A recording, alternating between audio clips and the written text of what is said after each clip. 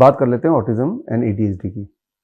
ADHD मतलब attention deficit hyper activity disorder, और autism का मतलब आम भाषा में एक कॉमन सेंस ये बोलेगा कि ये बच्चा तो अजीब बात दिख रहा है, यानी कि कुछ लोग पागल भी बोलेंगे, क्योंकि उस बच्चे का जो बिहेवियर है एक नॉर्मल सोशल सेटिंग में फिट नहीं बैठ रहा। और ऑटिज्म के बच्चों की दिक्कत ये होती है कि वो उनका बोलना, वो बोल ही नहीं पाते। कई बच्चे तो 5 साल की उम्र तक माँ बाबा ये शब्द भी नहीं बोल पाते। उनके पेरेंट्स सुनने को तरस जाते हैं कि कब मेरा बच्चा माँ बोलेगा पहली बार। 5 साल की उम्र तक, 7 साल की उम्र तक वो ब्रश खुद नहीं कर सकता, 8 साल की उम्र तक वो कपड़े अपने खुद नहीं पहन सकता, तो समझ लीजिए बच्चे को ऑटिज्म है।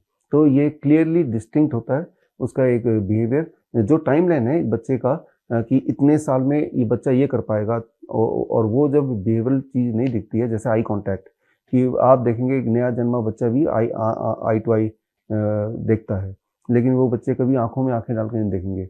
तो इस तरह के दीज आर कॉल्ड ऑटिज्म, यानी कि उनको जिंदगी भर उनको पूरा केयर चाहिए होता है, कोई ना कोई हमेशा पास में चाहिए होता है, बिकॉज उनको आसपास का में अपनी सेफ्टी का ध्यान नहीं रख सकते, बिकॉज उस माहौल को वो अपने आप से एसोसिएट नहीं कर पाते, वो लोनली रहते हैं, उनके दोस्त नहीं होते। और जो कोई पूछ रहा है तो उसका जवाब क्या देना है उनको नहीं पता चलता। बहुत बेसिक नीड बॉडी की जो होती है, कई बार भूख लगना, रात को सोना, इनमें भी उनको दिक्कत होती है। तो this is called autism. ADHD एक और रूप है कि बच्चा नॉर्मल तो दिखता है, नॉर्मल भी होता है, लेकिन हाइपर एक्टिव। हाइपर एक्टिव मतलब मैं जैसे अभी बैठा हूँ आपसे बात कर रहा हूँ, वो बैठेगा नहीं, अब तक बंदर की तरह उठ के वहाँ भाग जाएगा, कोई भी सामान उठा के फेंक देगा, मतलब अनप्रिडिक्टेबल। कोई अगर छत है, छत में छलांग भी लगा देगा, या छत में पतली दीवार है उसके ऊपर भी चढ़ जाएगा। कहीं कहीं मीटिंग में गए हैं, कहीं पार्टी में गए हैं, तो हो सकता है कि टेबल के ऊपर जहाँ खाना रखा है उसके ऊपर ही चढ़ जाए। तो अनप्रिडिक्टेबिलिटी उनमें होती है, वो कहते हैं एडीएचडी। तो हमारे देश में इस वक्त करीब 10% बच्चे, जैसा बोला जाता है, एडीएचडी के पेशेंट, और हर 100 में से एक ऑटिज्म के पेशेंट। तो अब आते हैं कि करना क्या है, इसको ठीक कैसे करना है। पहली बात तो जब मैंने ये सेंटेंस बोला ठीक कैसे करना है, तो जो लोग इसको भुगत रहे हैं, जो पेरेंट्स, उनको लगा कि ठीक तो हो ही नहीं सकता, ऐसे ही हमें बताया गया, यही हमने देखा है। हाँ, ठीक नहीं हो सकता है अगर आप ये नहीं करेंगे जो मैं बताने जा रहा हूँ, ये नहीं करेंगे। और ये करेंगे तो रिजल्ट कितने दिन में आएगा? चौथे दिन में। और अगर ये करते हैं जो मैं बताने जा रहा हूँ, चौथे दिन में रिजल्ट आए या ना आए, in both the cases right in the comment, right, कि नहीं आया भाई, हमने किया और आपने तो उल्टा सीधा बोला। आए तो भी बताइए, ताकि बाकी लोगों को इंस्पिरेशन मिले। तो पहला सबसे ज़्यादा इफेक्टिव ऑटिज्म एडीएचडी के बच्चों का वो है नीम थेरेपी। बहुत सिंपल है, हर 10 kg पर 1 ग्राम नीम के पत्ते का पाउडर। नीम का पत्ता तोड़िए, 5-7 दिन धूप में सुखाइए, घर की मिक्सी में 2 मिनट में पाउडर बन जाता है, छान के एक डब्बे में डाल दीजिए। और मान लो 30 kg का बच्चा है तो 3 ग्राम मतलब आधा चम्मच आपने नीम का पत्ते का पाउडर लिया, थोड़े गर्म पानी में ग्लास में कप में घोला, बच्चे को खाली पेट सुबह पिला दिया। पहले दिन, दूसरे दिन, तीसरे दिन, चौथे दिन तक माएँ बोलती हैं रोते हुए कि जिंदगी में पहली बार उसने माँ बोला।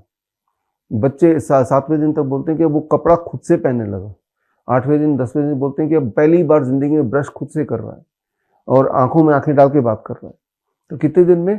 4 दिन से 10 दिन में ये सारे बदलाव क्लियरली दिखते हैं। स्कूल में 20 दिन में के बाद टेस्ट होता है तो वो 3rd नंबर पे बच्चा आ जाता है, यानी कि वो एक्सेल करने लगता है और सारी चीज़ लिख के आता है, टीचर बड़ी खुश हो जाती है। तो ये सारे रिव्यूज़ हमारे पेरेंट्स ऐसे बच्चों के मिलते रहते हैं हमें, और वो हम अपने जगह जगह सोशल मीडिया में डालते भी हैं। और खैर, तो नीम थेरेपी बड़ा सिंपल है, इसको करके देखिए, फ्री का है, घर पे आपको रिजल्ट मिल जाएगा, क्लियरली मिलेगा। लेकिन कितने दिन तक करना है? 3 महीने तक पूरे रिजल्ट के लिए। ये तो अब पहला पार्ट। जैसे एक टेबल के 4 लेग्स होते हैं जिस पे वो खड़ा रह सकता है, तो पहला लेग तो नीम थेरेपी हो गया। दूसरा, डाइट चेंज कर दीजिए। जो भी बच्चा डाइट लेता है, आप दिमाग में ये रखिए, बच्चे के डाइट के 70% should be raw vegetables and fruits. फल और कच्ची सब्जी तो होना ही चाहिए 70% तक, राइट। याद रखिए, इन बच्चों में ब्रेन में की वायरिंग में थोड़ी दिक्कत है, ऐसा मान लेते हैं सिंपल फॉर्म में। तो हमारे गॉड ने हमें दूसरा ब्रेन भी दिया है, that is called second brain, your gut. Medically इसे सेकंड ब्रेन बोलते हैं, बिकॉज हर तरह के जो इमोशंस हैं, भूख लगी कि नहीं लगी, गुस्सा आ रहा है, नींद आ रही है, ये सारी फीलिंग्स हैं, ये कंट्रोल कहाँ से होती है? इंडिकेशन यहाँ से मिलता है, बट उसका कंट्रोल सेंटर पेट है आपका। यहाँ से सिग्नल जाता है और फिर आपको लगता है कि मुझे भूख लग रही है, सिग्नल जाता है, फिर आपको लगता है कि पेट भर चुका है, सिग्नल यहाँ से जाता है। तो हमें गट ब्रेन यानी कि सेकंड ब्रेन को ठीक करना है। उसके लिए आपको बच्चे के डाइट में 70% तक, at least 70% rather, vegetables and fruit diet, raw vegetable. कैसे देंगे? मेरा बच्चा तो जिद्दी है, वो तो केला खाता ही नहीं है, सेब नहीं खाता, फल खाता ही नहीं है। स्मूदी बना दीजिए उसका, जूस बना दीजिए उसका, पी लेते हैं बच्चे। हमारे बच्चे जो ऑटिज्म वाले पी लेते हैं, इतनी भी बहुत तंग नहीं करते, पी लेंगे वो। और वेजिटेबल्स की स्मूदी बनाइए, वेजिटेबल सूप बनाइए, वेजिटेबल कच्चा भी खा लेते हैं, उनका प्रेफरेंस होता है। खीरा टमाटर दे दीजिए, खा लेंगे। और 30% में कुक्ड फूड, उसमें रिफाइंड फूड छोड़ दीजिए, डेयरी प्रोडक्ट छोड़ दीजिए, नॉन वेजिटेरियन छोड़ दीजिए, जैसा हम DIP डाइट में करते हैं। ये दूसरा हो गया।